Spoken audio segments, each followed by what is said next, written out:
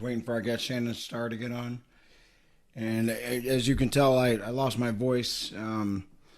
It's not COVID. I don't know if that's a symptom, but I don't know. I fight insurance companies on a daily basis, and I think Karma wanted to play a little joke on me. Said, "Yeah, you won't be doing that job today." I also speak on the podcast and in other places, but I got you, Karma. Telling me to take a back seat, slow down for a minute, but I'm gonna keep checking back and forth, waiting for our guests to get on. This episode is self-explanatory.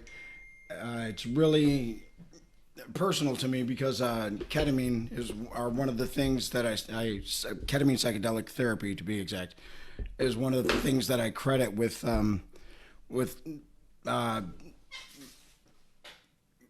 turning my life around. It was the thing that helped me see life in a different fashion, and through that, I've been able to. I've just been able to see differently, think differently. So let me check here to see if our guest is in. Anybody who knows the show, this is what we do for the first 10 minutes. I dick around and try to figure out technical things, but let's see. And I don't see Shannon yet, so I'll give you a little bit of a background in just a second. Amber Lisa will be joining us also.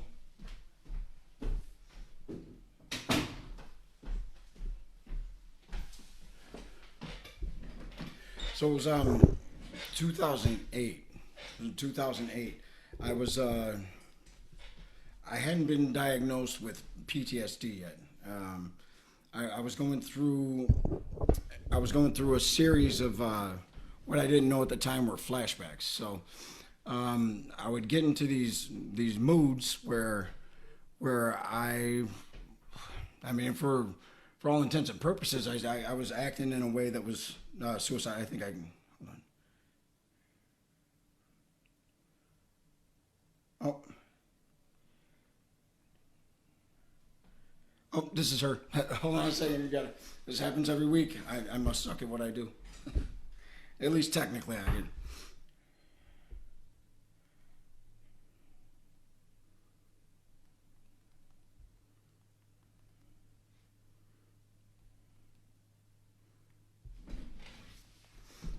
This happened last week too. I'll call this the Glenn McIntosh curse. Me and Glenn started this. It takes about 10 minutes to actually get into the show from the time I go live. So it's good times. But let's see if she didn't get the link. And then I'll resume my story. A lot of you have already heard it. You've okay. Letting her know I'm on.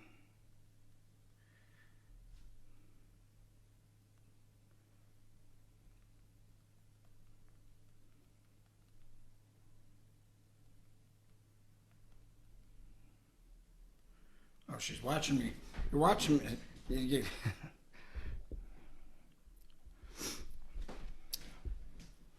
See, I assume everybody does Zoom, and I shouldn't assume that.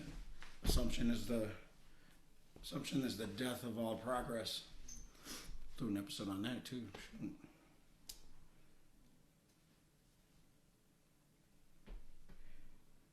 Okay, I'm gonna have to. You guys gotta bear with me. I have to send her a link again. Through. I'm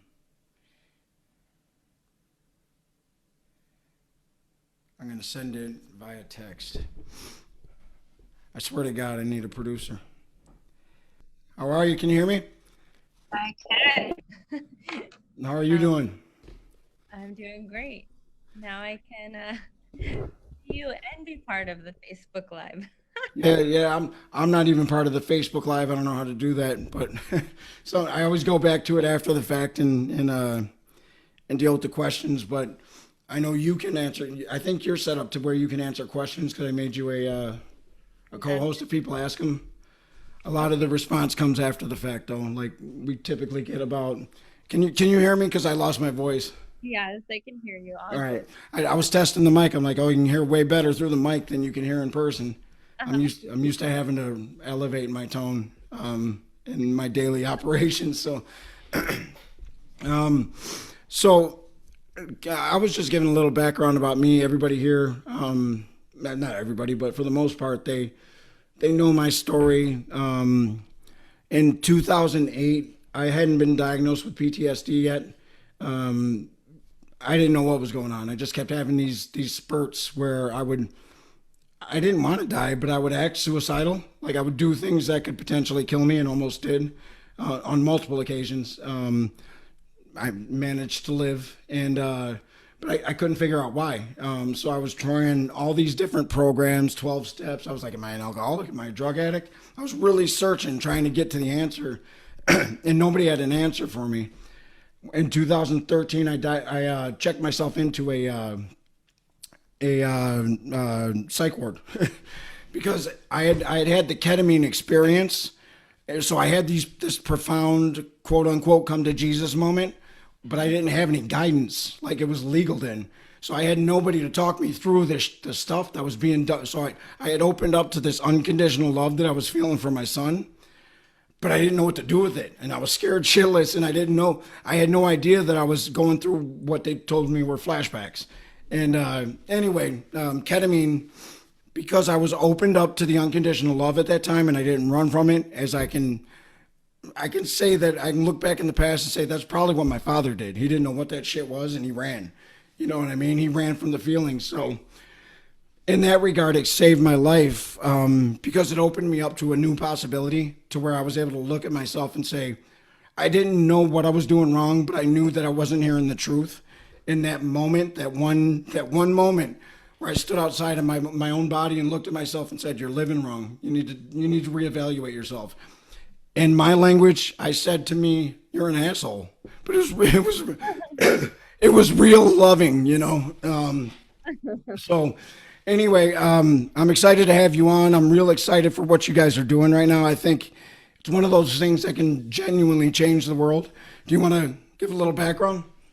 Yeah, absolutely. So, hi everyone. My name is Shannon. I'm a psychiatric practitioner, and my way of creating with my practice and following my passion and education and following the energy has always been, following, what's going to be the most effective, but also really taking into account the whole person and looking at all the facets. So, we have our physical body, we have our, way of sensing and perceiving, and then there's the massive awareness capacity. And I really love playing and tapping into our awareness and allowing that potency to really be the leading facet of creating change and transformation. So when I came across ketamine and psychedelic medicine, not only does it have capacities to work with the neurochemistry in the brain and really creating a lot of change and healing around that. But I also really love the spiritual capacities that get tapped into and tuned into, and working with this medicine, especially hi hi, especially uh, when we're working in doses that allow for more of this like ego dissolving, or um, really heightened sense of awareness into tapping into different realms and ways of creating reality. So working with those two facets has been incredibly powerful, and the transformation that I witness with my clients just blows me away. So it's uh,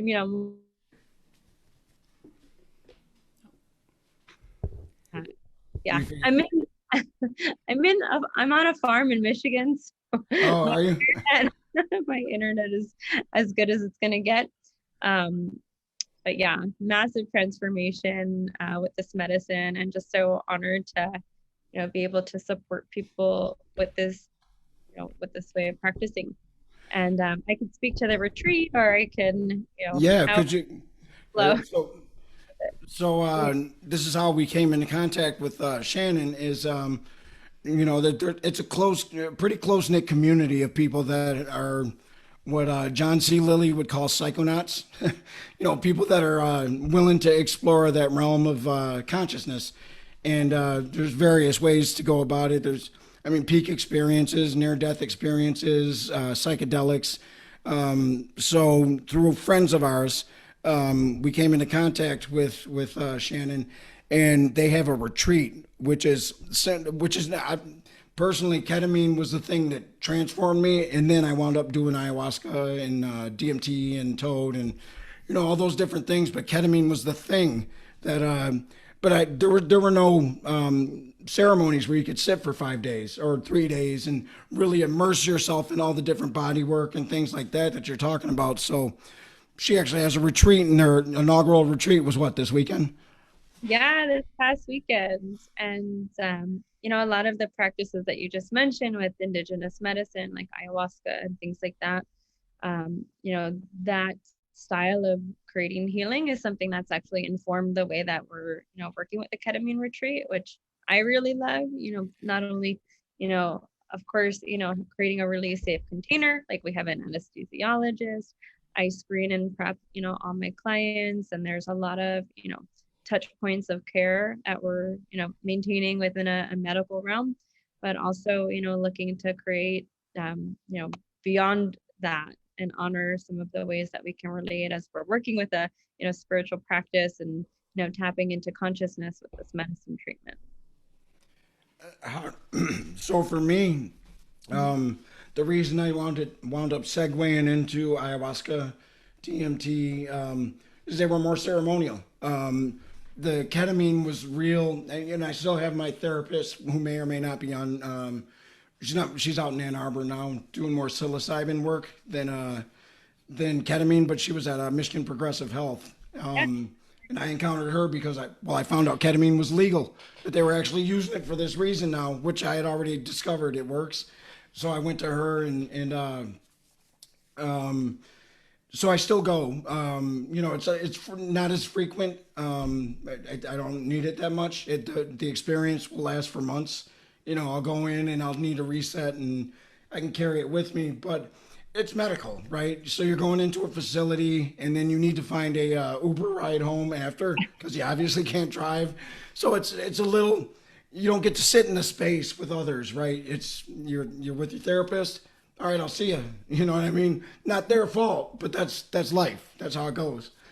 Yeah. So how did it feel to be able to sit in the space with others who are immersed in it? It was incredible, such an honor to be a part of it. And, we initially were anticipating the retreat to be a bit, smaller, about 15 people. And, to the, beauty of the retreat, we ended up actually overselling, which was great. So it ended up being 25 people. So, everyone in their little, cocoon and nested space with all the pillows and blankets, and, watching each person just really, dropped into their own journey, some a little bit more, moving with their bodies, and others just really still. And the way that the room, my heart just melted. There was a moment, there was music playing, and I'm looking at everyone just, really going for it. And that was one of the, things that really touched me, was the, it's 2.5 days. People are getting to know each other really quickly, and everyone just played full out. They shared vulnerably, they were courageous. We, really were, creating massive change in such a short period of time. So it was just, so beautiful to witness the arc over one weekend, and I'm part of a WhatsApp group with everyone now. So it's really fun. I get to see everyone, chatting about how things are still continuing to unfold. And as I imagine it will be, continually unfolding for, weeks and months, and hopefully, their lifetime. Well, we already have people that are interested in the next one. What is the next one, Ann Arbor? It's not so. So we actually just as of today, I signed up for new dates in the Catskills at Menla, which is really, really beautiful. So we have new dates, which are going to be October 8th to the 10th. And then we also just signed up again with them for November 19th to the 20th. Okay. we're looking to do, I'm thinking Michigan, the 12th to the 14th of November. So That's soon, and that's a We it's, should lot. do That's it. it's coming amazing. up. We're excited. We're just like, let's fly. And We want to get out to the Catskills. I was talking to somebody today who I think he came late, but he's like I saw one in Ann Arbor. I'd really like to do that Catskills one though. Him and his yeah, girlfriend. So we got a handful of people that are probably watching right now that would be interested in that. So I don't know. We can talk further about that later, but I'm real interested in how. So you said people were really going for it. yeah, After were these people that were experienced with it prior, or was there anybody that was new? yeah. I'd say the majority of people were new. So out of the 25 people, probably about five with prior ketamine experience. Wow. So, starting every, yeah. So starting everybody at, like a moderate to high dose. I really want all my clients to have, profound breakthrough experiences. So, honoring the process and, playing within the realms of having that desire, but also, building with a progression. So it was lovely to, work with people for 3 treatments and get to, allow for a journey and then come back and talk about it and then, go for another round and see what came up there and continually, work with the medicine and start to develop a relationship with it. Can you explain to people how? I mean, I know viscerally. I can explain it, and actually, I'm a nerd with it, right? So I like when I to learn about me, I really delved into trauma, the mechanisms of the brain, how the chemical works. So I really got into it, but I'm not an academic by any stretch of the imagination. I just I can reiterate that. Oh yeah, that's accurate. That's accurate. Can you explain from a medical perspective how the medicine affects you? Yeah, absolutely. So, all these different medicines work in different capacities.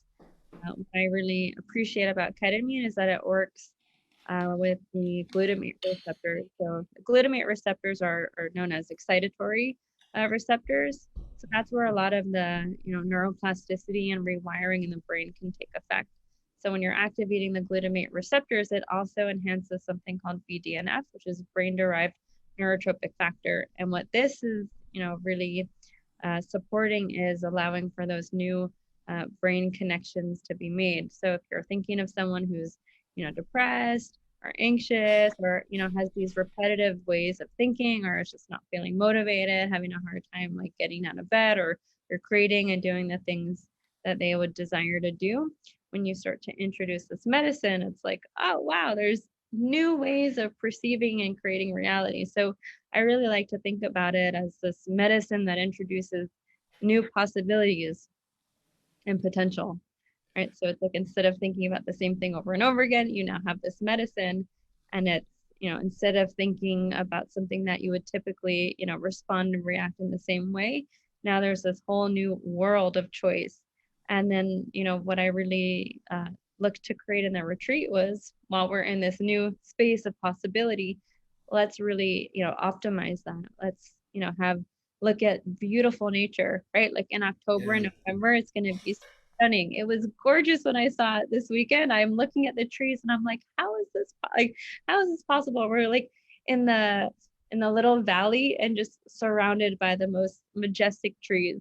So nature is so healing. So being surrounded by that, being surrounded by, people that are all, standing for their health and their wellness, having beautiful food, meditation, different healing practices. We work with, Chinese medicine. We work with, energy medicine, meditation. We do integration therapy, and then we also, introduce some of the indigenous medicine practices too, and have yoga. So there's, all of this really, rich space to, just allow oneself to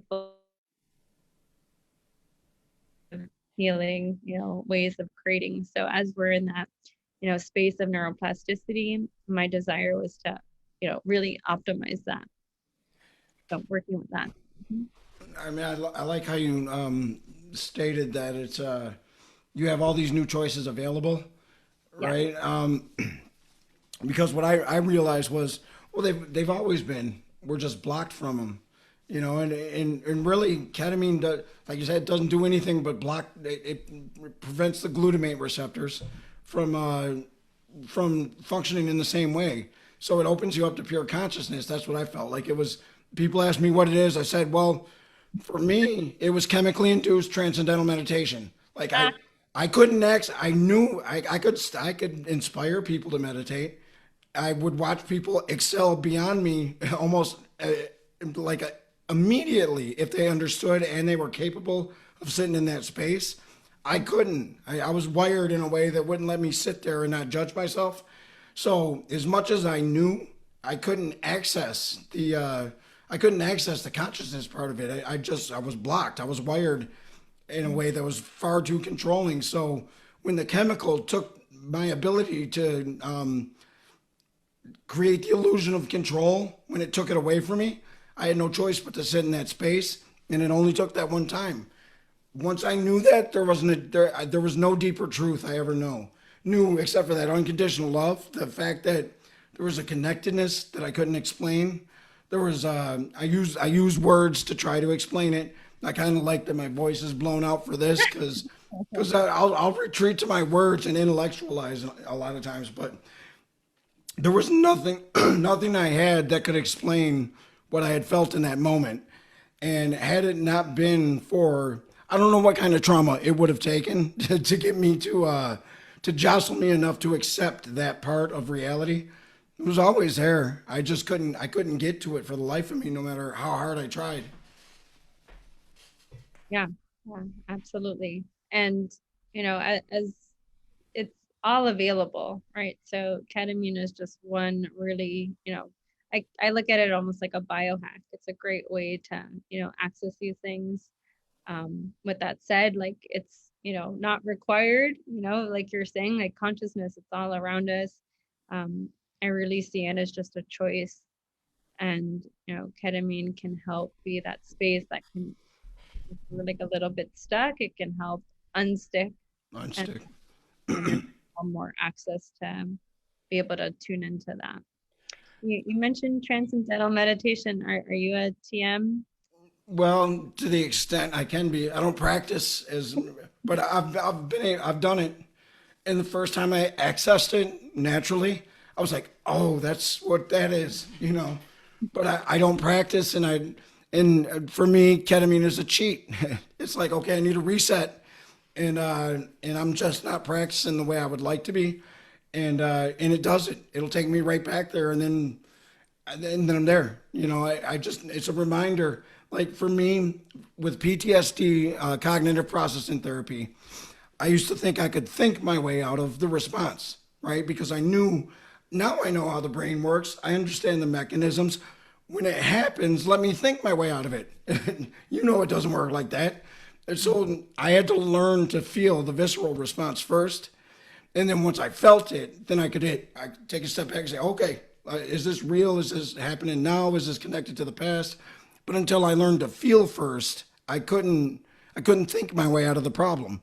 My entire life, I had been thinking my way in my head, thinking my way out of the problem, yet I continued to have the problem, right? And what ketamine did was allow me to feel that space without any question. It immersed me in the space.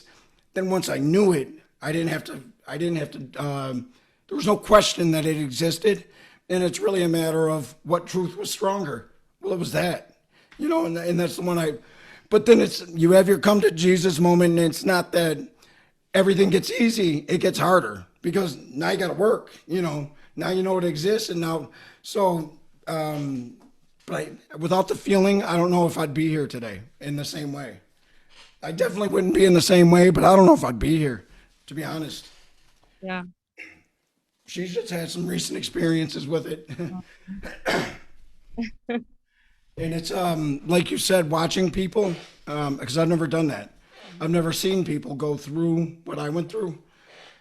It's scary, you know. Unless you know, if you know, then then you can be there with them through it. But I was watching her. I'm like, and I know that had I not gone through it, I might have freaked out. Is she okay? What's going on? Is she?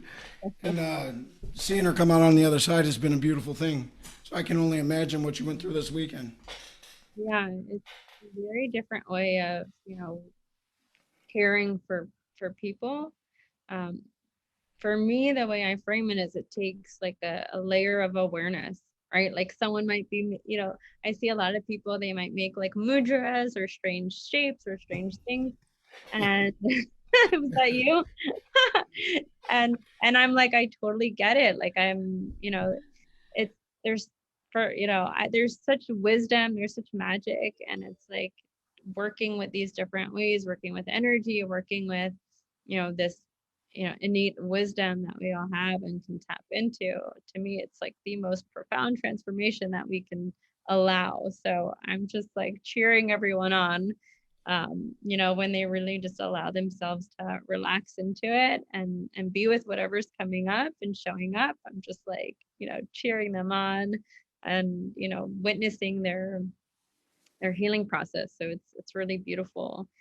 I And think there's something yeah. really special too about having the reflection of someone who's observed you in a state you won't have the observational aspect of it. You're inside of it so much that you may not even really know in this space what was happening. And having that was a gift to be able to see from the outside as well as from the inside. Yeah, absolutely. Completely shocked. Well, I was shocked too, and it brought me.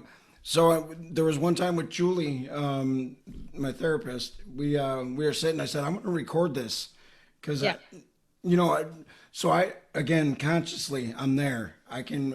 I'll walk into any space and say, "This could be the last time I breathe." You know what I mean? I really surrender to every experience that I have. I give it over, especially in the psychedelic realm. I say, I could die. I don't want to, right? That's not the goal. But if this is how it's supposed to be, I surrender. And I do it there too, consciously.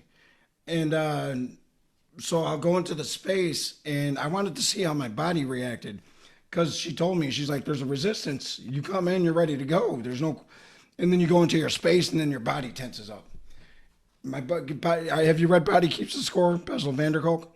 So him and Lisha were on not that long ago. In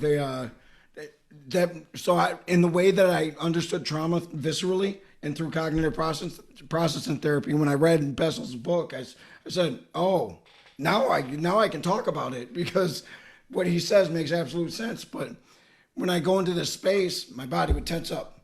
So my body's trying to kick out of this thing, even though I'm committed, I'm invested, and I believe.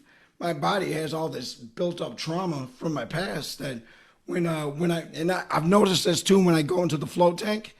Sometimes I can just go into that space and go into no mind, and then come back when it's done. A lot of times I'm kicking out, like when you start to fall asleep, and then you're like, oh, I'll get that in but ketamine. It won't allow me to kick out. Right? There's going to be some time where I'm in that space, whether I like it or not. I think it could be extended by eliminating some of those physical responses that are built up in my body. And that's where I think what you're doing, where you're merging everything, is so important to the entire process.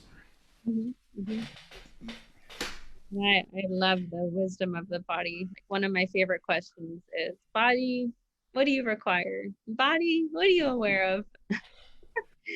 It's like, oh, you're tense? Okay, like, what are you aware of? Can we make another choice? Can we relax? I love it. So do I. I need to ask that more often. Yeah.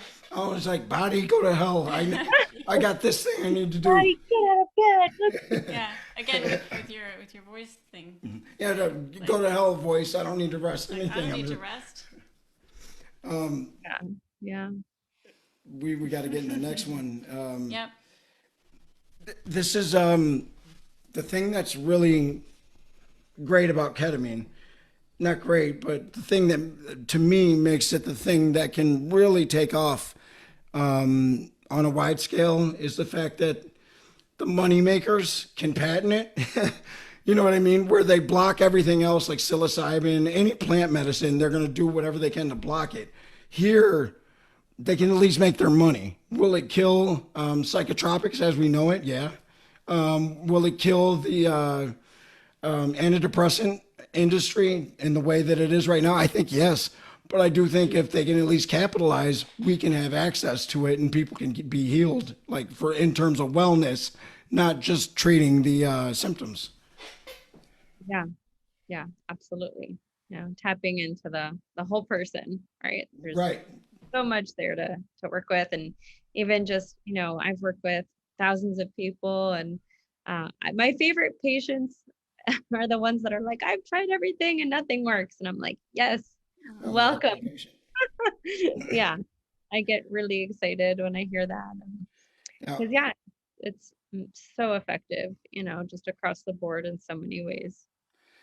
and the thing is you can gauge it a little bit better than with ayahuasca. It's hard to really tell where that's going to happen, and with DMT, even with this, you kind of know. Well, the body weight is this, and there's certain questions you're going to ask right going into it that helps you gauge where a person's threshold might be for the psychedelic experience, right? Yeah, absolutely. It's great to be doing blood pressures and adding in these clinical pieces, asking questions, assessing somebody's, especially post treatment. I have specific questions that I'll ask that will allow me to gauge their level of disassociation. And so with that information, I can then titrate their dose appropriately. And and I also want to speak to, as much as there's emphasis on the dose, a lot of it is really about the set and setting. So creating that therapeutic environment, especially if someone's going into it and have thoughts or judgments or conclusion, right? Sometimes even I find the first dose can be significantly more mild. I can even like double the dose for somebody, and they find the second treatment to be even less, intense or robust than the first one. So there's a lot of that can be, if they're going into conclusion or judgment, or have, an anticipatory thought process of what it should look like or be like. Mhm. So a lot of the way that we work with preparation and having, ease, intentionality around it, and allowance, can really support somebody. And even if it's like, oh, what it was, we went from here and we doubled it, and it's really mild. To me, the work is not so much about, yes, we have this profound experience, but it's also like, how are we relating to ourselves? Are we speaking internally with kindness? Are we speaking with judgment? Are we speaking with comparison? So it's like creating that preparatory space where there's intentionality, and setting that space that can, sometimes be the most profound thing. It might be a really mild experience, and one chose to speak with such kindness, and like, to me, that could be the biggest takeaway versus having this like cosmic interstellar experience. Right. And of course, those are wonderful too. Yeah, man, but you're right, they're not necessary. Yeah. You know, for me, I'm lucky. I didn't have any, so I was just reading. Like I said, I'll study. I want to know if I feel like there's some brokenness, I want to heal it at all costs. And so in 2008, I had just had my son, and the external manifestation of my flashbacks had started in 2004. Didn't know what they were, and I was still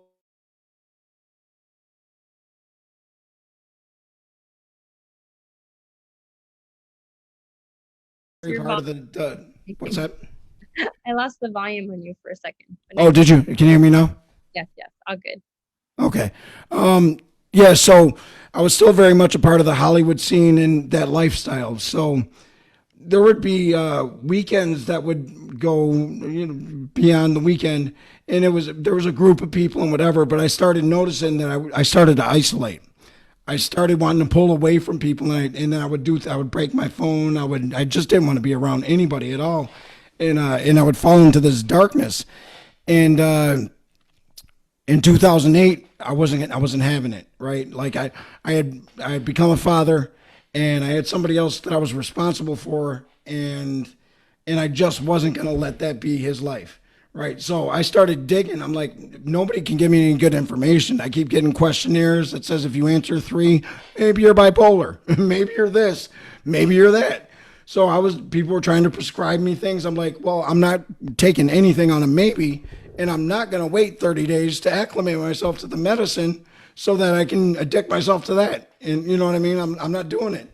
It's like I'm digging and digging and digging. And then I stumbled on, it was somebody had ketamine, and it was a club drug, but I had some friends that were on the spiritual quest with it, right? And they said, just try this, it'll do this. I said, it's stupid, right? Because it took away any control. I thought I had control.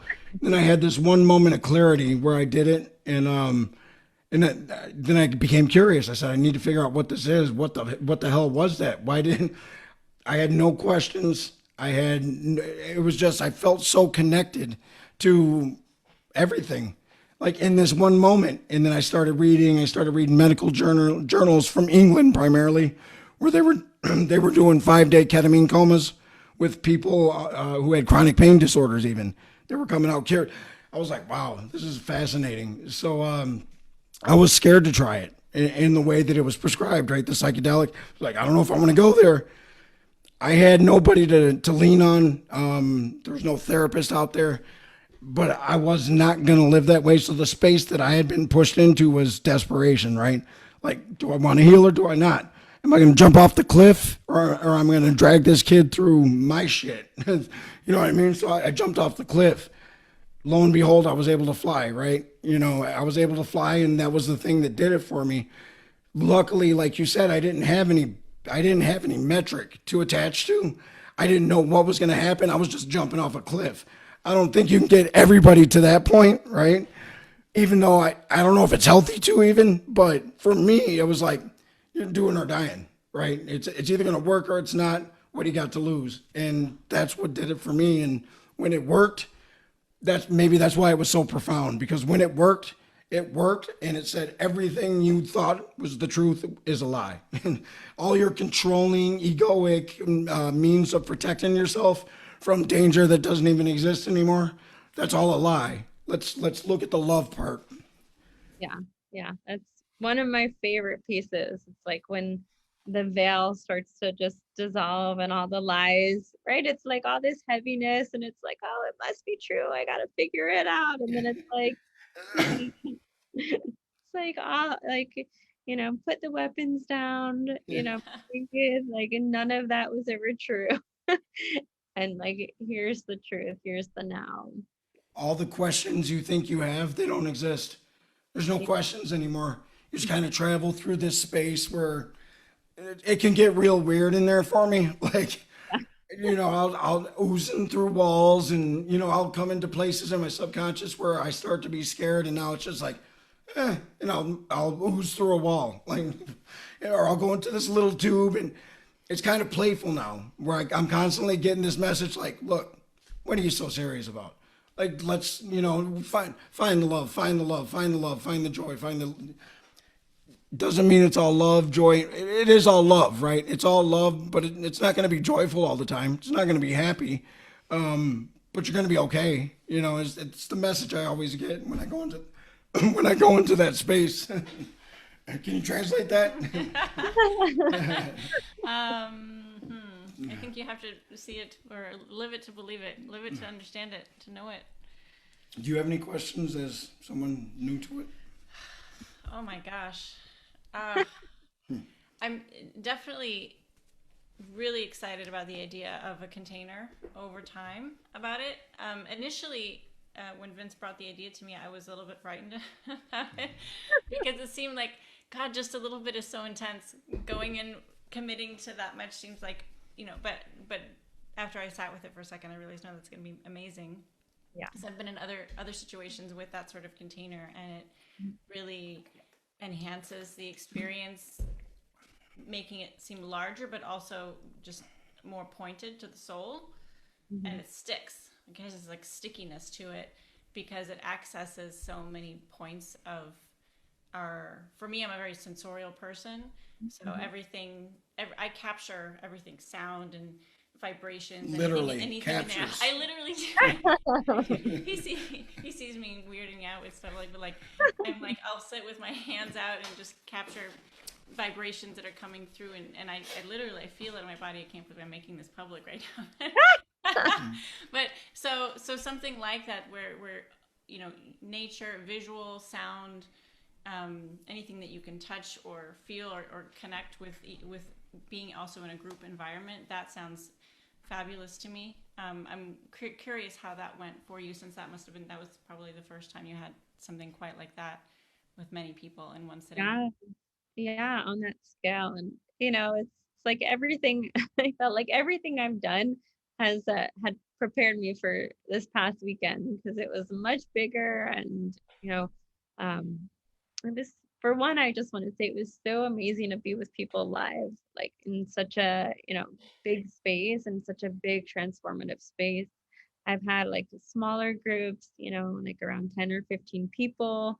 But there was something, and, doing in a retreat space, again, with like hugged by trees, beautiful meals, and just like, it was gorgeous. A big, beautiful bonfire, incredible music. So, like, there was just so many lovely notes within the whole weekend, that really, really just touched me. Um, I like imagine also you witnessed people able to connect with one another through their experience as well. Yeah, even like, somebody sitting up after their journey, and like one person extending their arm to help them stand up, and it was just like, look at it. Someone like tying someone's shoes as they were like, going out. And just these sweet moments. And we ended up, there's like a little bit of rain, so we're like driving and shuttling people from like the main room to lunch. And it was just like such a blast to like have all these like micro adventures within, the whole container of the entire retreat. Yeah, finding people, confiding in each other. And, some people were sharing rooms, some people, were meeting for the very first time. There was one or two people that hadn't seen each other for 10 years, and they were having their, first reunion uh, Oh, together in that space. And I also really appreciated such a variety of people, and people from like their 30s to their 70s, in different shapes and colors, and everything like that, which I really, really love. I desire to have, a very diverse group of people, with full access to working with this medicine. With that said, like, and I'll put this out here, for people to know, like, I really want this treatment to be accessible to people. So we ended up giving like discounts to some people to make it happen. So, always happy to work with people. It's important to me that, everyone gets to tap into this if they so desire to. So I look to eliminate whatever obstacles there are, as much as I can support one. But then there's also, the power and choice and creating it and making it happen. So it's that fun balance. But yeah, that's something that I'm like, I want everyone to be able to choose this and create this. So just wanted to add that. we'd like to help you in that regard. Just making it accessible to people, because I now have the luxury of I can go to Julie and Michigan Progressive Health, and I can pay for it. It's not accessible to people who can't, and that's a lot of people. And more people that need it than not are lower income. They're stuck in circumstances that they can't get out of. And I know I was, for a brief period of time. I had access in a way that other people didn't. And for me, I always talk about this, but I've been hush hush, early on, because it's ketamine. What are they going to think about your message if you? Then I said, I don't care. I don't have a message. I have the truth, and I'm going to give that. Let the chips fall where they may. And then, lo and behold, the shit I was talking about in 2008 is finally. It's. I remember the guy Joe who's coming on this retreat. He's like, weren't you talking about that in 2008? I'm like, yep. He's like, that same shit? I'm like, yep. He's like, I thought it was a club drug. I'm like, I told you. I told you it wasn't. What got you into the this medicine in particular? Yeah. So It's been, so we talked about TM a little bit way back in this conversation. I actually studied at Maharishi University. So I was like all into meditation, higher states of consciousness, what else is possible in this world and like trying to always figure things out. And as a nurse, I didn't quite know which route I was going to go. I always knew I wanted to do something that was a little out of the box and, tapping into, consciousness. So like blending, health with consciousness. And then, becoming a psychiatric nurse practitioner. My initial desire was actually to work more with functional medicine and do diet and nutrition as healing. And I still definitely get that. However, once I started understanding how psychedelic medicine can transform, I was like, we could, and I love nutrition, honor the body, like I said, all that. But working with these different ways of relating to consciousness and healing, and especially in mental health, I was like, this is just, there's nothing else quite like this. And I've always been aware that there's so much, magic and potential going on. And so working with this medicine is a space that can actually, actualize those potentials and tap into those capacities. So once I started to, understanding how psychedelic medicine can be an ally, I was just, all in. And I'm like, I have the coolest job in the world. You Like do have the coolest job in the world. I mean, next in line is something like this where you can just talk freely and you're not bogged down by any and have people like you on that can speak freely. And there's we'll get 3,000-4,000 probably listeners, viewers by the end of this week. It's usually how it works. We'll have like 100 or so on right now, and then but most of those people are interested in what you're talking about. They've heard me talk about it for a couple of years now, and anybody who knows my work as an artist, they've seen it in poetry. They've heard. So the crowd that's listening right now is the some of the people are doubters, right? A lot of the people are committed to knowing more. So what you're doing with getting people into that space and then feeling the energy together and then putting it out here like this to people who also are they're really genuinely looking for that thing, whatever that thing might be. That's a huge positive energy stamp on the universe. People will downplay social media, and yes, it's got its bad points, but so does human nature, right? All it is it's a human condition magnified. We can all see it. So as much as there's bad, there's good, and there's things like this that there's going to be somebody watching in a low-income area right now who's in a horrible situation, like I was when I was a kid, but they can watch this and they can say, "What the hell's TM?" You know what I mean? They can type it in. And now they're in this whole new space of existence that could heal them. I think it's a beautiful thing. Yeah, absolutely. So I'm not sure how we can help exactly with the retreats, but I know we want to. And if it's putting together some kind of foundation that will allow people to pay for it, I know that we're in on it. We were in on it when we first talked to you guys about the possibility, and now that you've had the inaugural thing, and you're going right back to the Catskills. It's funny. I talked to this guy today. He said, "Yeah, I saw they had one in Ann Arbor. I missed the first one, but I'd really like to do that Catskills thing." I'm like, "I'm sure they'll go back there." Yeah, we're going right back. And another exciting piece that just started kicking off is looking into possibly doing some research. So how we could really everyone would simply be volunteer, not paying, and it would all be funded. So that's probably going to be about a year and a half out. But it is something I've always been excited to get my hands into research too, just to again blend what we're doing and have some of that research to Well, it's funny you say that because her friends. We'll talk further, but Yeah, some connections that might be interesting for you mutually. play with that. Cool. Very cool. yeah, it's I know for me, this is, I don't know of any other substance on the planet. When I first did this and I had the out of body experience, I remember I read a Michio Kaku book 3 times that night. Are you familiar with him? Quantum physics. No.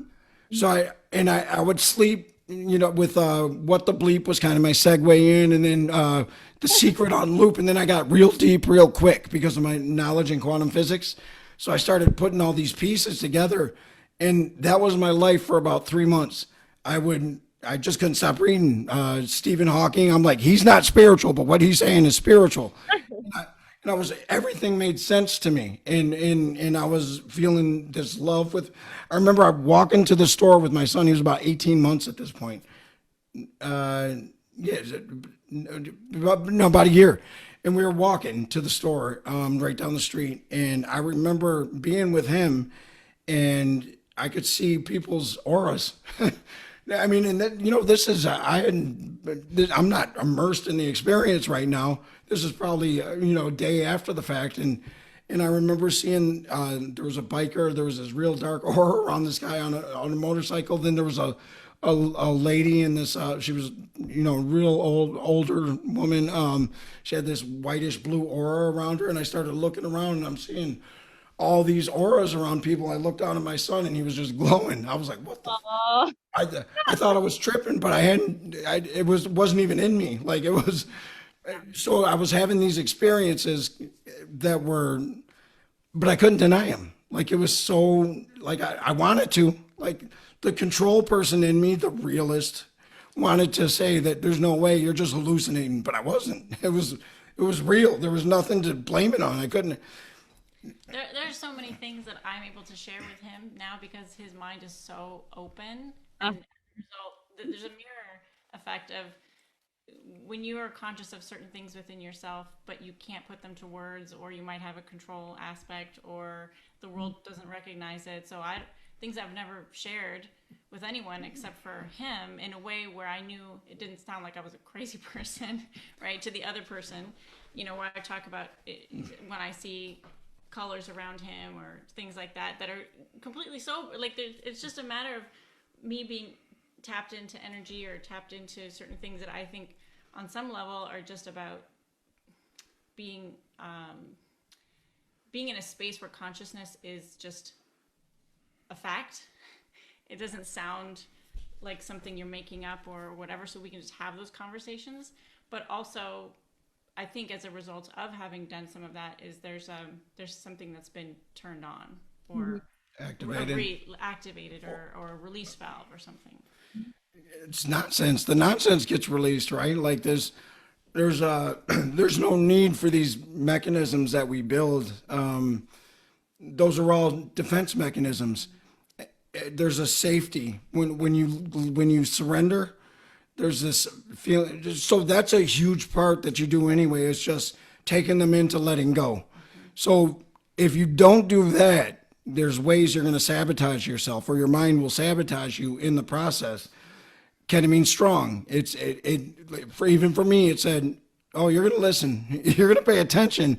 And I just kept upping the dose, and then eventually I was like, I couldn't fight it. Like it was just there. That's not the recommended way to do it, obviously, but it worked for me, and now it's just gone. Like I would have to fall into some kind of deep dark depression, and match it with some kind of compulsive alcohol, drugs. So I would have to do something to physically knock what I know to be true out of my brain now. Like it's never gonna. That neural pathway was open. It can never be closed unless something happens to close it. And that's a beautiful. It's a beautiful thing, and to know that humans are only at one neural pathway, because I was gone. Like statistically, I should not be where I am, speaking to you about the things that I speak about, speaking to her, and doing the work that I do. That's not. I was on a path that I shouldn't even be here. To be honest, I don't even I've skirted death so many times that I know there's a reason, but I look back, I'm like, how in the fuck did that happen? Like, how did you live through that? And there's some times where I have to verify through friends. I'm like, am I dreaming this? Like, am I making this up, or did that actually happen? And it did, it did. In the release valve, it was you're one release release valve away from accessing that part of you. That's how close we are to it. Is that I could build up 35 years of bad behavior, and I wasn't all bad, you know what I mean? But I had I was always defensive. I was scared. I was protecting myself. And to undo 35 years took me one leap into this space I was not comfortable with, but I had no choice if I wanted to be a father to my child. And when I dove in and it was turned on, it's like it's not that I didn't have to work through the stuff, but it became necessary because the truth was now prevalent. It was one thing. It was crazy. Yeah. Like one exercise that I really love doing that you're, speaking to is if there's like, the nonsense or the lie, it can seem so real, expand out. And then it's like, oh, in that space of expanded consciousness, it just dissolves and melts away. Yeah. So even, with or without ketamine, if I'm noticing, I'm like, oh, the head starts going, it's like, okay, expand out, tap into consciousness, tap into, that, I'm going to call it ketamine consciousness. It's really just consciousness. And then just watch all the lies start to dissolve and melt away. And that, truth of, gratitude and allowance and, receiving that, awareness can just come through. Yeah, I'm on the board at Renaissance Unity. Are you familiar? Nope. Marianne Williamson, Wayne Dyer, Les Brown. There are a lot of that's where they came from. It's from this. It's called New Thought. It's not New Thought anymore. It's higher consciousness, metaphysics of the Bible rather than literal. There's no worship. It's what are the metaphysics? And they, in Unity they would call it Christ consciousness, just because that's the master teacher kind of thing. So there's all these different traditions that talk about ketamine consciousness. That talk about letting go, giving over to. We can only. A hard lesson for me was I can't control anything outside of me, but I can control my response to what's given to me, and that was the surrender. And it wasn't so much surrender. Like for me, surrender was a hard word. It was embracing impermanence. That's what I had to do. I couldn't just accept impermanence, tolerate impermanence, but I had to hug it. I had to kind of get there and hug it and say, hey, I recognize that I'm in for the ride. You know what I mean? And that was my way of accepting. It's funny, on different traditions, it's called different things. When you give over, when you say, I don't control this, but I can control my response to it, meaning, in the Buddhist tradition, pain necessary, suffering optional. My son it's just a suicide attempt. He's 12 years old. He was 12, and this is where I got to practice my spiritual prowess. Am I talking the talk or am I walking the walk? At first, I wanted to think, oh, I did all this to break the cycle. How? You have all this is what I'm thinking, right? And then I had to bring myself back and I said, well, if I want him to be anything than what he is, that doesn't mean I'm not going to call him on bullshit, because I am. But if I want him or this situation to be anything other than what it is right now, I'm not living it now. I haven't accepted it for what it is, so I can't really work with it because I'm hoping it's something different than the truth. And the truth is this. So I had to roll with him, right? I had to say, I don't know what's going on in your head, but I know it's true to you. I don't see it. I see this reality. So we're gonna have to work with each other on getting to where that meeting point is. Ketamine, and I keep going back to it because it's the thing for me, even though there are other ways of achieving this, right? For me, that was the way. And it allowed me to get into that space to at least, it opened me up to the possibility that there was another way besides the flawed thinking that continuously put me in the same place, and it's still, what's crazy is there's some people that are more susceptible to that space without it, right? And she's one of those people. So I'll come out of one of my sessions and she hasn't been there she'll start playing with energy with me, and I'm like, Uh, and I'm freaking out. I'm like, did you go into a session or something? I don't know. I'm like, how are you even here in this space with me right now? And I don't want her out, but I'm wondering how she got in. You know. right.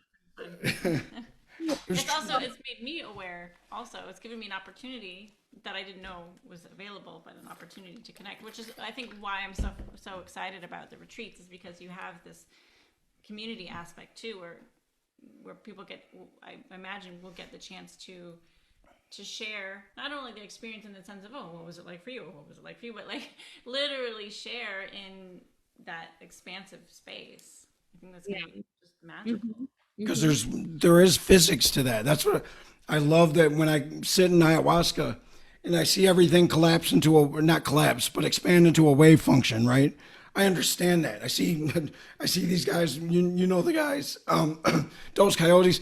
I see them wisping around. They're not even walking. They're wave functions, and from a physics perspective, that makes sense. There's nothing wrong. There's nothing weird about that. That's what we are. We're wave functions. We're these energetic patterns, and in ketamine, I'd love to sit with a bunch of like minds and feel that, absorb that energy, and be able to commune in that space. And then I think the big work for us is, okay, if you're brave enough to take that leap, really give yourself over.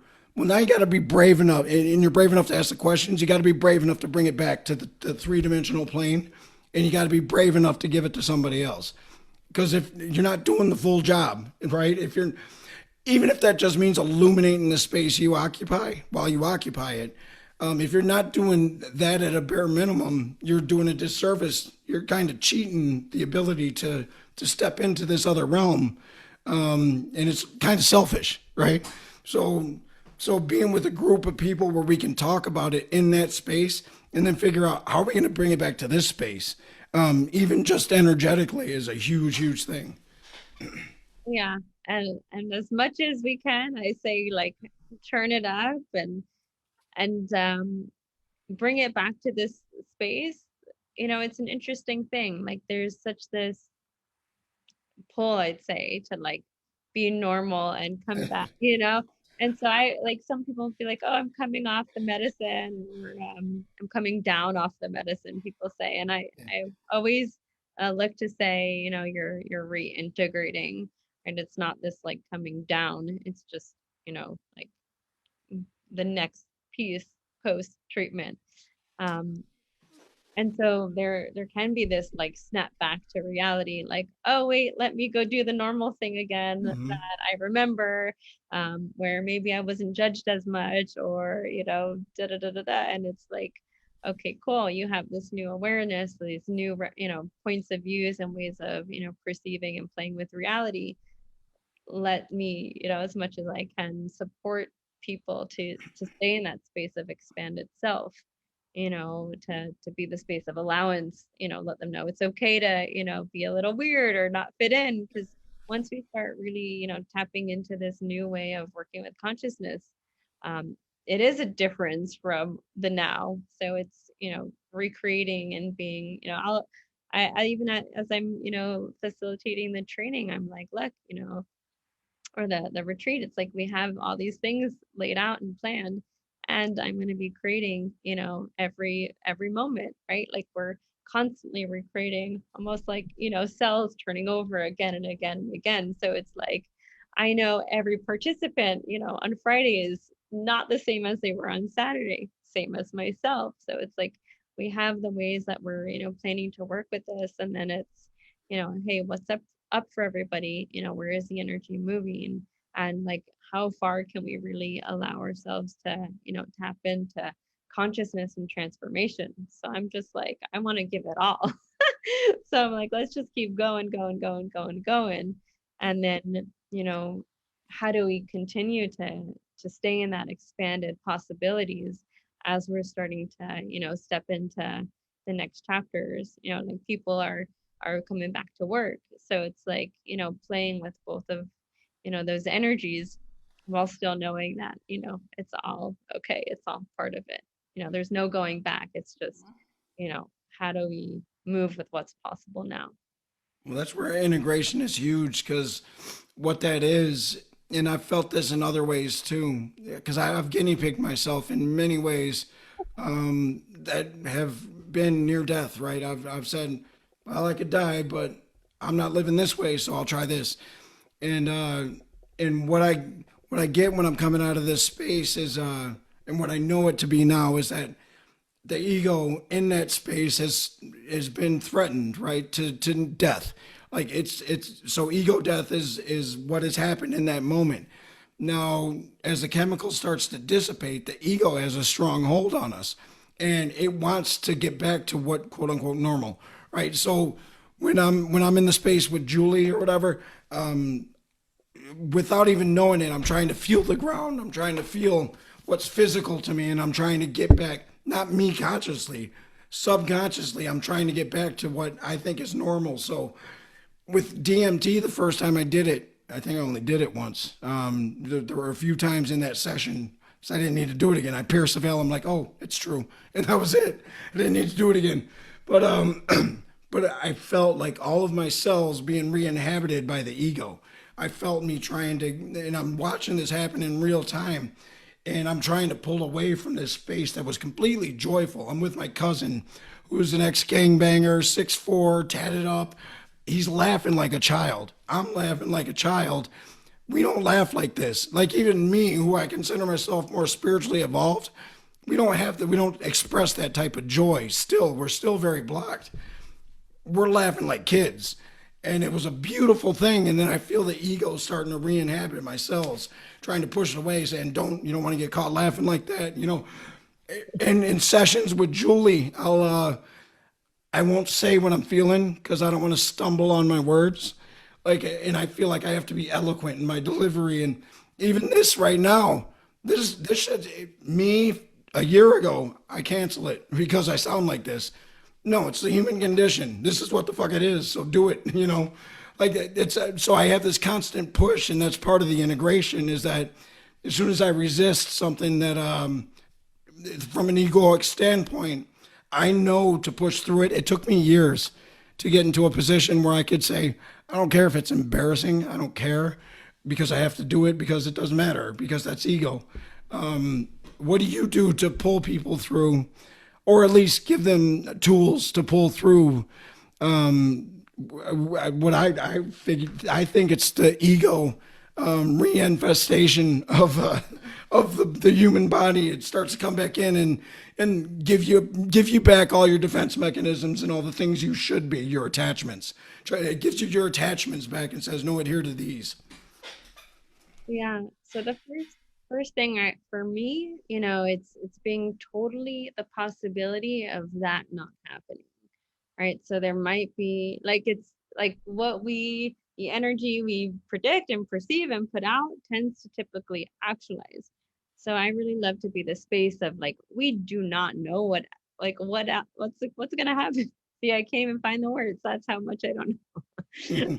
Like, what if everybody was willing to be so bold, so out of control, so out of, conclusion that post, ketamine treatment or post waking up, you just woke up and there was no, structure or, judgment. And we just got to, be in this way. So the first I'd say is like being the total space of possibility when anybody's coming out of this, but also, every interaction, right? Like anything is possible.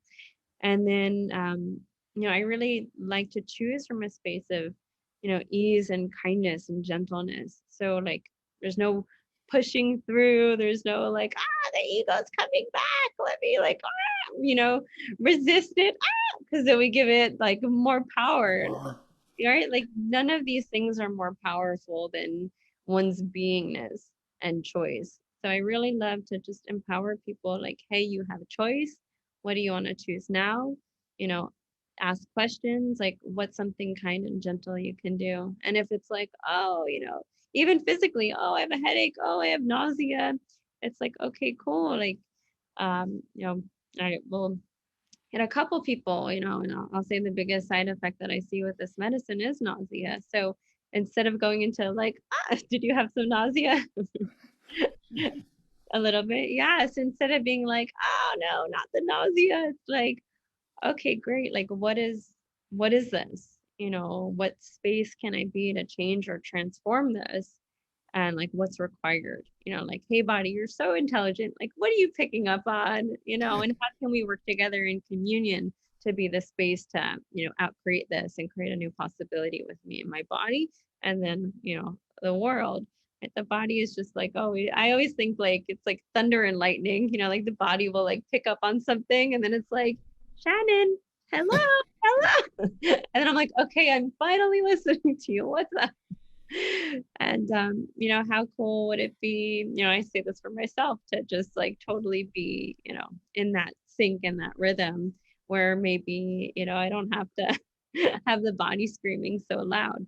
So, it's not resisting, it's not making wrong. It's coming into that space of, uh, ease and just play with it, and knowing that my participants are in a safe space to have that support. So as they're integrating and coming back, it's like, okay, great, let's create that space of unknown, be willing to ask questions, and be willing to just be nurtured, and also ask for help, right? So it's like, some people were like, oh, let me go off to lunch, and some people were like, oh no, I'm not ready to do lunch. So it was beautiful. I got to step into my nurturing space too, and bring people food, and really take care of them. And it's a gift for me that I get to provide that. It's a gift for them that they get to ask for that. And it's a gift to everyone that we get to, receive that. That's huge. And that's what integration does. Is that's what I lacked in the beginning. Is that I didn't know anything other than to reacclimate to the ego and give it power, because I did. I would give it power. I would say that's what it was. And let me get back to. I feel like I broke something, which I did. I broke the right thing. Like I broke the right thing, but I didn't know that. So I was like, oh, let me clean everything up and get back to. And I gave it way too much power in the beginning. I can say that sitting on the other side and watching somebody go through it, that it really helped me to understand me. It was a mirror into myself with her, because I got to help her through that process of the nausea. And I'm nurturing, and I'm nurturing to my children, but I've never been nurturing like that, in the way that I could just sit in that space and allow it to happen, which I believe helped her, because I just allowed it to happen. I really had no choice. I could have tried to resist it and say, no, don't do that. Don't be nauseous. But there was just a knowing that it was all good, right? It's kind of like when you're in ayahuasca and you're purging. It's not comfortable, but there's a knowing that it's the right thing. I guess I would just say that I've never really sat in the space that you have with multiple people and watched integration in that way, and being able to coach people through it. But I know that in the, just after hers, in the very brief, it's only been 2 times, the brief 2 times where it's really helped me to understand me and what it is that I go through somebody else. That's been massive. So again, speaking on the integration aspect with a group, I think I've always had these dreams of I want kids that are 15 years old or whatever to have access to ketamine retreats as they segue into high school, and because I believe it's the thing. I know Sonoran kids, the Bufo ceremony is a rite of passage for them at 13. My son did Bufo. He's 13. Just luckily we had the practitioners out here and we were able to get to that space. And he said, I'll do it, but you can't talk him into it. You got to tell him what it is. And if he feels called to it, then we'll do the thing. He said, he's scared of everything. He was suicidal just recently. He said yes, which blew my mind. He gave over to it. He doesn't know how different he is from the time where he went into that space to now. He's not consciously trying to fight for the diagnoses he received before this, but he's different, and he doesn't know it, and it's beautiful to watch. Like, it's beautiful to watch because I'll ask them questions like, well, you say you don't like anything, but you did this, this, this, and this. Doesn't that mean you like that? Oh, yeah, I like that. You know, and to see that happening in a kid so innocently is an amazing thing. And I can beat this point to death, but the work that you're doing is extremely important, and I want to push it out there in any way that we can to people that I know will use it. And I'm going to make you a host on this episode. So if you could post Floresta Retreat and post everything, post anything you want to post freely, and then I'm going to take it out into the human condition page and on my personal. And we'd like to help be a conduit to growing this thing for you. And even if it comes down to research and foundation, and we have access to resources that way too. It's real coincidental. No, it's not. It's serendipity. It's divine intervention that her friend just segued into this massive. I don't want to talk too much about it, but it coincides with exactly what you're doing. It could be a beautiful thing. Awesome. Now, when you say posting in the Zoom chat, I should put the. No, it would be in the Facebook. So, yeah. So if I make you a host on the event, you can just post there in the event, or you can just send me the links and I'll post for you if you want. Let's do that. And my consciousness, I got down. Social media, I'm still working. As much as someone could get consciousness down. I don't like it either. I get by like before you came on. Almost every episode, it's like 10 minutes of me fumbling around trying to get people the Zoom link, and it's the human condition. I made it a thing. I'm not trying to clean anything up. People still watch and they listen. So it is what it is. But so I have the link. Yeah, she dropped it in the Zoom chat. Yeah, so I put it in Zoom in the chat. So I put the website, so that could be a great source, and then our email address, which is info@florestaretreat.com. Okay, so we're gonna post this in the episode. We're gonna post it on the human condition page, and then where are you at right now on your next retreat? Yeah, so we just completed our Catskills, and now I just today signed the contract for the next one in October and November. So it's great. I'm super stoked to be with the fall foliage at Menla. I've seen images and it's just absolutely breathtaking. So I can't wait to be there with that way of playing with nature and yeah, it's the Menla website should be live with those two hopefully by the end of this week. So you'll be able to officially register. So as of right now, you don't have it's not booked, right? Yeah, it's not a bookable link yet, but this end of the week it should be. Okay. All Another right. email me. You can email us and we'll reach out to you, and it's a great way to get the ball rolling. I'll also post one more piece, which is where you can book an exploratory call. So that's a really great way just to get connected with Eugene, who's an incredible support person, and he co-facilitates with me in these treatments and is just such a gift. Yeah, I saw Eugene on here. Thank you, Eugene, for everything, for the introduction. Yeah, so he's just amazing, and I'm gonna put his Calendly link so you can book with him, and that's just a 10 to 15 minute exploratory call where you can get to chat a little bit more personally. You share what's up presently that you'd like to work on with this retreat and with this medicine, and just get a feel for us as well. Okay. Fantastic. Yeah, I really enjoyed having you on. I could talk about this forever. But I think it's now that you've been on, people can go to your links and they can see what's there. And I'm going to share this with the people at Michigan Progressive Health. I know I've already shared it. And Julie may even be on, but she's, I don't know, psilocybin is now legal in Ann Arbor because of her. Wow. She was part of that whole push that, so I'm so excited to be a part of, I was a guinea pig, right? I had no knowledge other than a deep desire to be better. And that's all I had. I just wanted to be better than what I was, and I didn't know what that was. I didn't know if that was possible, but I was willing to die trying. And through that, I understand things. You know, I've always been into physics and really a deep study on the human condition, what makes people tick, why do I tick this way, and through that I've been able to encounter people like Bessel, and you and people that are and her friend that are really doing the work right now that can make this possible for the population on a grand scale. I'm very excited to be a part of that.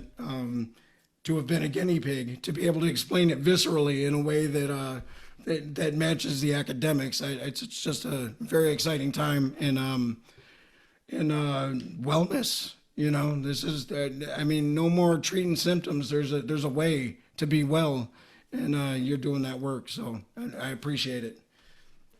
Thank you so much for joining us, and I'm really glad that Vince invited me on to be his translator. He didn't need one, but Yeah. I was able to hang out with you guys. So good Yeah, stuff. it was, so grateful to both of you. Thank you for the space and context to create and share and get this message out there too. And I look forward to meeting you in person. Yeah, I know. we're in on the next one. So everybody watching right now who said they want to go when we're going to the next one if it's not booked yet. It's not okay. So that's the Good. plan. October 8th. Yay!